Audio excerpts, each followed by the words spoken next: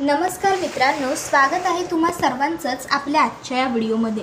आजच्या आपल्या या व्हिडिओमध्ये आपण जाणून घेणार आहोत ठरलं तर मग या मालिकेच्या पुढील काही येणाऱ्या भागांचे लेटेस्ट त्याचबरोबर इंटरेस्टिंग अपडेट। त्यामुळे पटापट व्हिडिओला लाईक करा, तसेच चॅनलला सबस्क्राईब करून बेल आयकॉन आठवणीने प्रेस करा, जेणेकरून तुम्हाला पुढच्या प्रत्येक व्हिडिओचं नोटिफिकेशन मिळत जाईल आणि सर्व व्हिडिओंचा आनंद हा अगदी उत्तम पद्धतीने घेता येईल। चला तर मग मित्रांनो, अजिबात वेळ वाया न घालवता सुरुवात करूया आपल्या आजच्या व्हिडिओला। तर आतापर्यंत आपण इथे असं पाहिलंय की आता अर्जुनला अश्विनने सांगितलंय तिला पुन्हा स्ट्रेस येणार नाही, असं काळजी घ्या आणि सांभाळा। त्यानंतर आता इकडे अर्जुन आणि चैतन्य गडकरी हे दोघं जण महेंद्रला भेटण्यासाठी आलेले असतात आणि आता अर्जुनने महेंद्रला त्या दिवशी काय काय घडलं, कसं घडलं ते सगळं मला डिटेलमध्ये सांग असं सांगितलेलं असतं। आता महेंद्रने अर्जुनला सगळ्या गोष्टी सांगितल्यानंतर पुन्हा अर्जुन एकदा त्याला भेटायला आलेला असतो आणि आता तो त्याला सांगत असतो की हे बघ, मी इथे तुला भेटायला पुन्हा आलोय आणि आता मी तुझ्या फायद्यासाठी इथे तुला भेटायला आलोय। त्याबरोबर पुढे तो त्याला असंही सांगतो की खोटं बोलू नकोस, जे खरं असेल ते मला सांग। त्यावर महेंद्र त्याला म्हणत असतो मी खोटं वगैरे काही बोलत नाही आहे। अर्जुन त्याला म्हणत असतो की हे बघ, मी तुझा फायदा बघतोय, पण तरी जर तुला माझं ऐकायचं नसेल तर मग ती तुझी मर्जी। त्याबरोबर महेंद्र हा अर्जुनला विचारत असतो माझा फायदा म्हणजे नेमकं तुम्हाला मला सांगायचं तरी काय आहे। त्याबरोबर आता अर्जुन हा महेंद्रला सांगायला लागतो की हे बघ, तुझा फायदा म्हणजे मला हे सांगायचं आहे की तू इथे नवीन राहायला आलायस, तुला इथल्या गोष्टी फारशा माहीत नसतील, म्हणून तुला आता मी सगळं सांगतो। वात्सल्य आश्रम हे गेल्या 20-25 वर्षांपासून इथेच आहे आणि या आश्रमामध्ये बरीच मुलं लहानाची मोठी देखील झालेली आहेत। त्याचबरोबर या आश्रमाचे गेट हे नेहमी सताड उघडे असायचे, त्यामुळे गेटच्या आवारात कुत्री मांजरी ही बऱ्यापैकी फिरत राहायची। त्याबरोबर आता लगेचच इथे तो विचारतो म्हणजे हे सगळं तुम्ही मला का सांगताय। आता महेंद्रने असं विचारल्याबरोबर अर्जुन म्हणतो स्मार्ट क्वेश्चन, आता मी तुला हे सगळं सांगतोय कारण तुझं असं म्हणणं आहे की तुझ्या कुत्र्याला वास आला आणि मग त्याने तुला इशारा दिला आणि म्हणून तू पोलिसांना तिकडे बोलावलंस। पण हे सगळं काही कसं शक्य आहे, कारण या डेड बॉडीला इथे पुरून जर बराच कालावधी लोटून गेलाय तर याचा अर्थ नक्कीच ही डेड बॉडी इथे खूप वेळाच्या अगोदरपासून पुरली असणार आहे। मग जर ही बॉडी आधीपासून आहे तर लोकल कुत्र्यांनी ही बॉडी आधी शोधली असती ना, तुझ्या कुत्र्याला ही बॉडी आधी कशी काय सापडली। त्यामुळे खोटं बोलू नकोस। त्याबरोबर लगेचच तो म्हणायला लागतो की हे बघा, मी खोटं वगैरे काही बोलत नाही आहे, मला खोटं बोलण्याची काहीच गरज नाही आहे। मला माझ्या कुत्र्याला बॉडी कशी सापडली, त्यालाच वास कसा आला, या सगळ्या गोष्टी मला अजिबात माहीत नाही आहेत। माझ्या कुत्र्याने बॉबीने तिथे जाऊन सारखं भुंकून मला त्रास दिला, मला त्या गोष्टीवरती काहीतरी इथे विचित्र आहे असं जाणवलं आणि म्हणून मी तिथे पोलिसांना बोलवलं आणि पोलिसांनी त्यांची पुढची कारवाई सुरू केली। उगाचच्या उगाच तुम्ही या सगळ्यामध्ये मला अडकवू नका। त्याबरोबर लगेचच अर्जुन म्हणत असतो ठीक आहे, तर मग आता जर तुला काही समजून घ्यायचंच नसेल तर ह्या सगळ्यात मी काहीही करू शकत नाही, ये तू, जर पुन्हा गरज वाटली तर येऊ आम्ही तुला तिसऱ्यांदा भेटायला।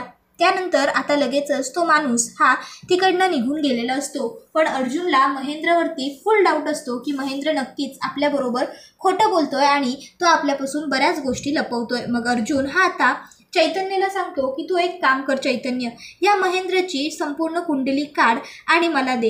हा पहिला कुठे काम करायचा, कोणाच्या कॉन्टॅक्टमध्ये हा जास्त असतो, हा दिवसभर कुठे जातो कुठे येतो, अगदी सगळ्याचे बारीक डिटेल्स आपल्याला हवे आहेत। चैतन्य म्हणतो ठीक आहे अर्जुन, जसं तुला हवं आहे तसं सगळं डिटेल्स मी तुला आज रात्रीपर्यंत पोहोचवतो। आणि मग आता चैतन्य हा त्यांच्या माणसांना कामाला लावतो आणि ताबडतोब आता तो माहिती गोळा करून अर्जुनकडे घेऊन आलेला असतो। आता तो अर्जुनला सांगत असतो की हा जो कोणी आहे ना महेंद्र, तो दामिनी देशमुखसाठी गेले 6 ते 7 वर्षांपासून काम करत आहे। त्यावर आता हे ऐकून अर्जुन म्हणतो ग्रेट, हीच तर गोष्ट आपल्याला हवी होती।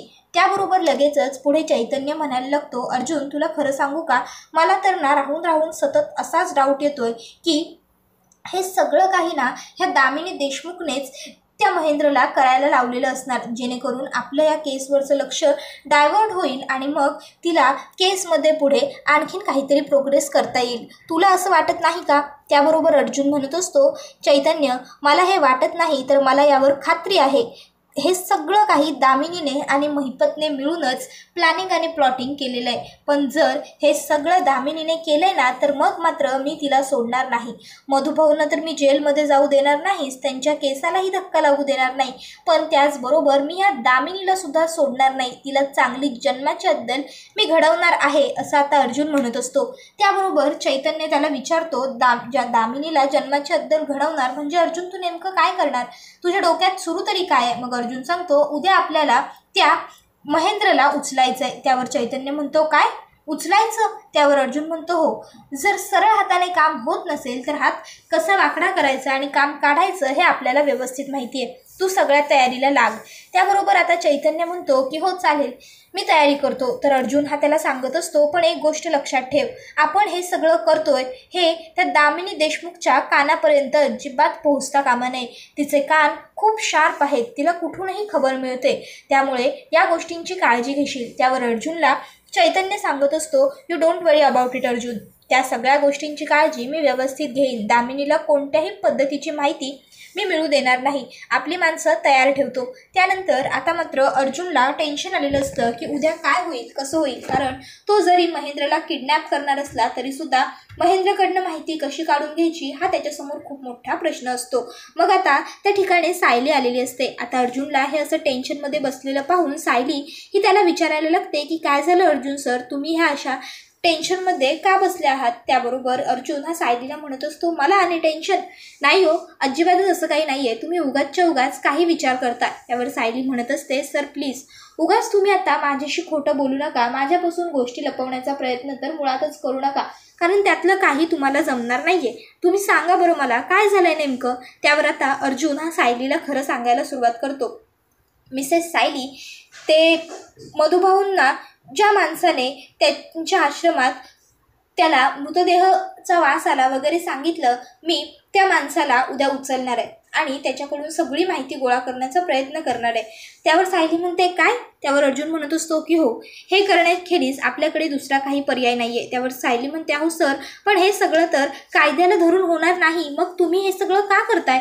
त्यावर अर्जुन म्हणत असतो, मिसेस सायली, काय आहे ना, तुम्ही ती म्हण ऐकली असेल, जब घी सीधी उंगली से ना निकले तो उंगली टेढ़ी करनी पडती है. त्यावर सायली म्हणते, म्हणजे नेमकं तुम्ही काय करणार आहात, मला नीट विस्तारून सांगा बरं. त्यावर अर्जुन म्हणत असतो, मी त्या माणसाची या अगोदर चौकशी केली, त्याच्याशी प्रेमाने बोलण्याचा, माझ्यापासून काही लपवू नको असं सांगण्याचा प्रयत्न देखील केला, पण त्या व्यक्तीने माझं काही ऐकून घेतलेलं नाहीये. मग आता मी चैतन्याला त्याची सगळी कुंडली काढायला सांगितली, तर चैतन्याला कळलं की तो माणूस हा दामिनी देशमुखचा खूप जुना खबरी आहे आणि तो दामिनी देशमुखसाठी काहीही करू शकतो आणि आत्तापर्यंत त्याने तिला अशा बऱ्याच केसेसमध्ये साथ दिलेली आहे, खोटी साक्षीदार बनून. मग आता जर पुन्हा हा तसंच करत असेल तर आता मी त्याला सोडणार नाही, म्हणून मी आता हा सगळा ट्रॅप त्याच्यासाठी रचलेला आहे. त्यावर सायली म्हणते, अहो पण हे सगळं. त्यावर अर्जुन म्हणतो, तुम्ही या सगळ्या गोष्टींचा फार विचार करू नका आणि टेन्शन तर मुळातच घेऊ नका. तुमचा माझ्यावरती विश्वास आहे ना? आहे ना माझ्यावर विश्वास? मी मधुभाऊंना सोडवेन असं वाटतंय ना तुम्हाला? त्यावर सायली अर्जुनला सांगत असते, माझा तुमच्यावर स्वतःपेक्षाही जास्त विश्वास आहे. त्यावर अर्जुन म्हणतो, आहे ना स्वतःपेक्षा जास्त विश्वास?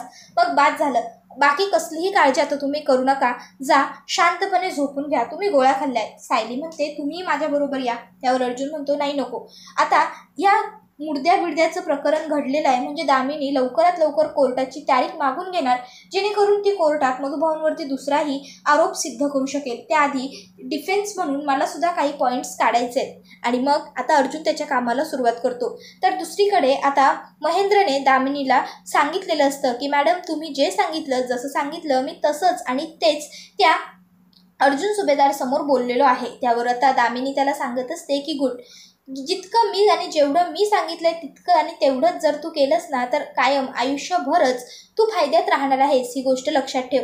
आता तो अर्जुन कदाचित पुन्हा एकदा तुझ्याकडे येईल, तुझी चौकशी करेल, पण आता जे स्टेटमेंट दिलंयस ते तसंच्या तसं स्टेटमेंट त्याला तेव्हाही द्यायचं.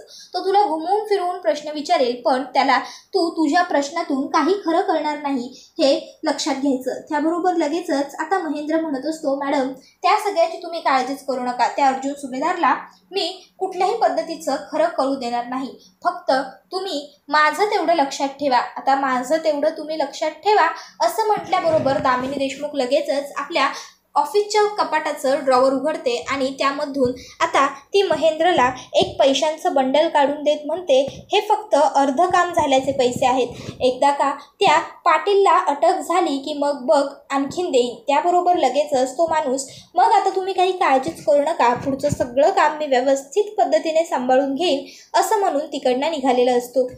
मित्रांनो, इथे आपल्याला पाहायला मिळतं की पैशांच्या हव्यासापोटी, पैशांच्या भुकेपोटी लोक किती आणि कोणत्या खालच्या थराला उतरू शकतात. एखाद्या वृद्ध व्यक्तीवरती हे अशा पद्धतीचे आरोपसुद्धा लोक पैशाकरता करू शकतात. तर आता ती व्यक्ती तिकडनं निघून गेल्यावर त्या ठिकाणी महिपत शिखरे आलेला असतो.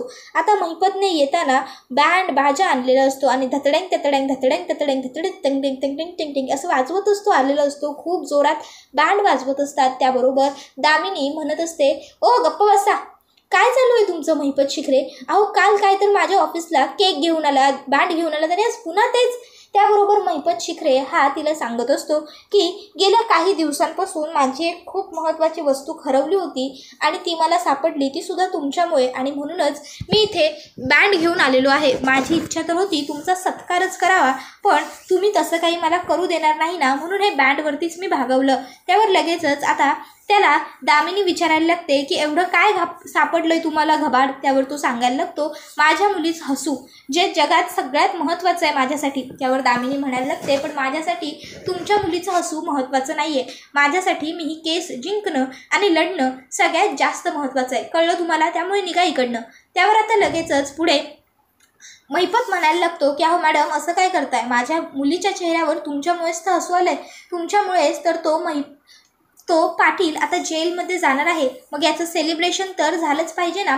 चला तर मग पुन्हा एकदा केक कापू, आणि गेल्या वेळेस मी केक कापला होता, यावेळेस आता तुम्हीच केक कापायचा. त्यावर दामिनी त्याला म्हणत असते, हे बघा उगाचच्या उगाच फालतू बडबड करू नका, तुम्ही गुपचूप इकडनं निघा, मला सेलिब्रेशन वगैरे काहीही करायचं नाही आहे. ज्या दिवशी मी त्या मधुकर पाटलाला जेलमध्ये घालवेन आणि त्या अर्जुनला हरवेन आणि त्याचा हरलेला चेहरा बघेन ना, त्या दिवशी त्या क्षणी माझं सेलिब्रेशन सुरू झालेलं असेल. त्याला खूप गर्व आहे ना स्वतःवर की तो कधीच हरत नाही, म्हणून मला त्याला हरवायचं आहे आणि कोणत्याही परिस्थितीत मी त्याला हरवणारच.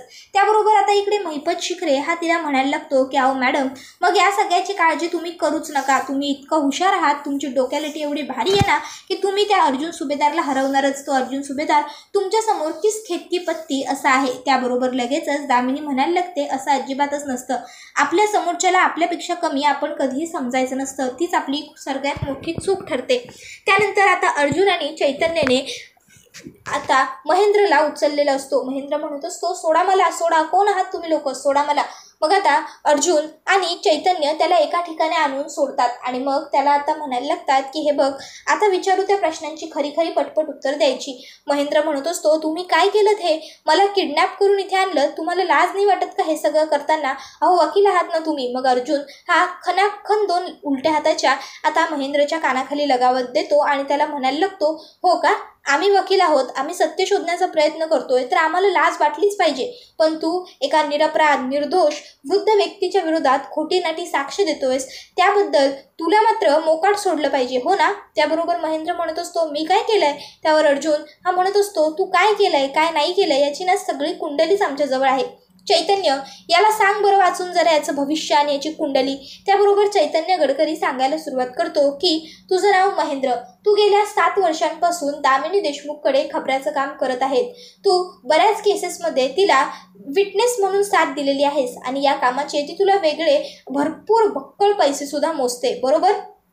त्यावर लगेचच आता पुढे तो म्हणायला लागतो की हे बघा, असं काही नाही आहे, उगाचच्या उगाच तुम्ही काहीही बडबड इथे येऊन करू नका. तुम्हाला काय वाटतं, तुम्ही मला प्रेशर द्याल आणि मी सगळं काही गुपचूपपणे ऐकून घेईन का? तुम्ही ताबडतोब इकडनं चालते व्हा, निघून जा, नाहीतर मग मात्र मी पोलिसांना बोलवेन. त्याबरोबर अर्जुन हा त्याच्या पुन्हा 2-3 मुस्काटात ठेवून देतो आणि म्हणत असतो, तू पोलिसांना बोलवणार, ताबडतोब खरं सांग, नाहीतर चामडी सोलून काढेपर्यंत मारेन, लवकर बोल. त्याबरोबर लगेचच आता मात्र इकडे महेंद्रचा नाईलाज झालेला असतो आणि महेंद्र सांगायला सुरुवात करतो की मला खरं तर ॲडव्होकेट दामिनी देशमुख यांनी सांगितलं होतं की ही अशी काहीतरी टीप मला पोलिसांना द्यायची आहे आणि दामिनीने जे काही सांगितलं मी ते तसंच्या तसं केलं.